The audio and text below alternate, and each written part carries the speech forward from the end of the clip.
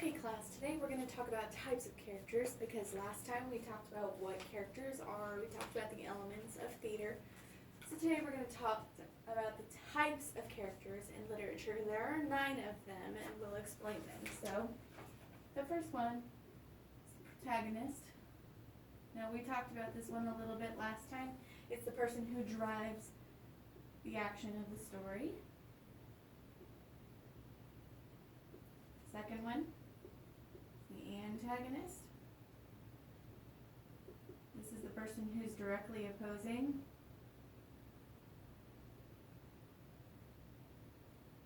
The protagonist. The third one is called either a static or a flat character. Now the definition of a static or flat character, they're the ones that don't really catch your eye. They're extremely simple.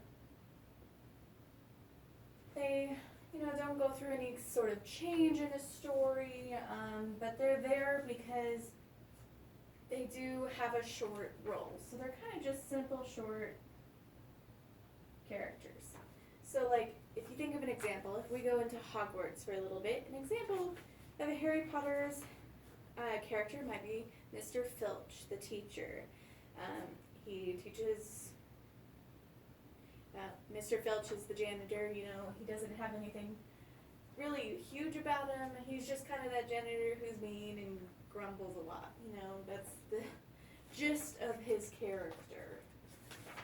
Our fourth one is what we call the changing or dynamic characters. Now they're the ones who, as the role says, they develop and change over time. Really over the course of the story. So a large example of this is Draco Malfoy.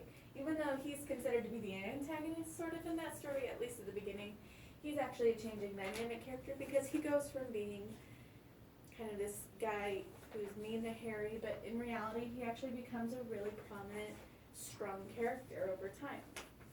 And then the fifth one is called a confidant character. These ones are usually the best friends of the protagonist. They're the one that the protagonist confided in the name. They confide with the protagonist. So in Harry Potter, our example of that would be Ron, because he is Harry's best friend. He's the one that Harry really talks to. Our sixth one is called a foil character. Now this one usually plays a nasty and contrasting role. So they're usually not, they're kind of like the confidant for the antagonist. They're there to cause problems. Now, some people think that Draco is a foil character, when in reality, it would probably be more like, if you really thought about it, like if you think of, what is his name? Professor,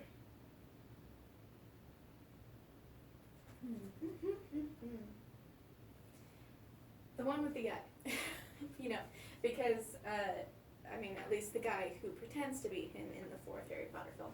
He's there to actually mess with Harry, but you think that he's there for a good purpose. 7th one is a stock character. These ones are, they're a lot like static and flat ones. They don't really contribute too much to the story. The difference is that they're considered stereotypical characters. So if you're thinking of Harry Potter and that type, you might think of Professor McGonagall. She's a common stock character. She's that stereotypical mean professor who's just like, rules, can't follow it, Oh, another example of a foil character would be Umbridge is another character. Alright, moving on with 8 would be a round character. Now the reason why they call them a round character is because they're the ones who actually go through changes and they face the conflict and they really come around to themselves. Like, they're shaped by the story. a lot of the times the protagonist is also a round character. So in this case, with Harry Potter, it would be Harry. And then the ninth one, which we're going to talk about the differences, is what we call the evil/villain. Why is this not the same as an antagonist? Well, an antagonist's job is just to oppose the protagonist. That usually means that their goals or their objectives just contradict the protagonist. Evil and villains, they don't directly oppose the protagonist. Their only goal is to do evil, regardless of who it's towards. So in this case, even though the they can be the same thing, like in Harry Potter it would be the same person, Voldemort, but the biggest thing is that his only goal is to do evil. And that's your basic into types of characters. Now what we're going to do next is an activity.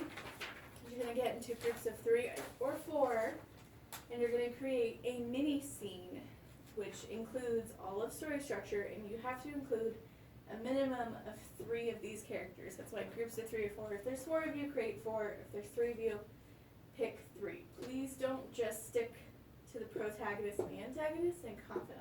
Those are the most common. Try to expand to the other characters and make them work.